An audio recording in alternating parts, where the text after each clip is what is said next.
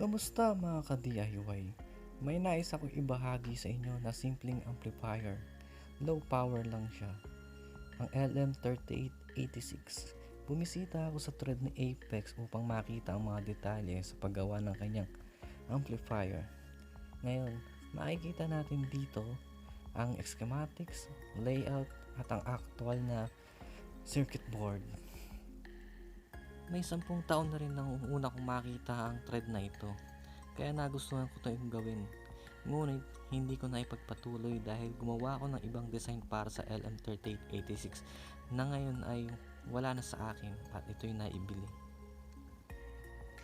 Ito'y may lakas na up to 68 watts of power depende sa power supply na gagamitin at sa impedance load ng speaker na ating gagamitin dito.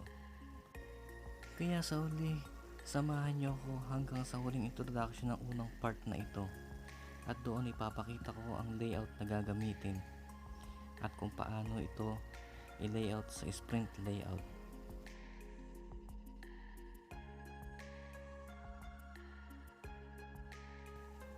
Ito na yung IC ko at alam ko na asiguro ako na ito'y legit dahil pinadala sa akin ito ng Texas Instrument na sila ang nagmanufacture niyan.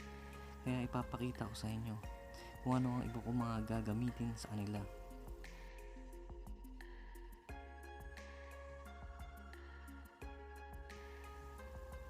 Fast recovery diode or ultra fast MUR860.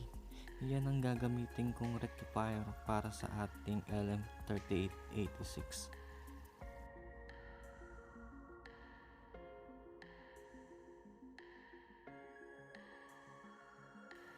FR4 PCBs, nabili ko online.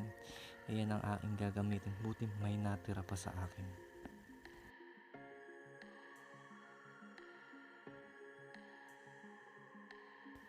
At samahan nyo akong muli sa ating part 2.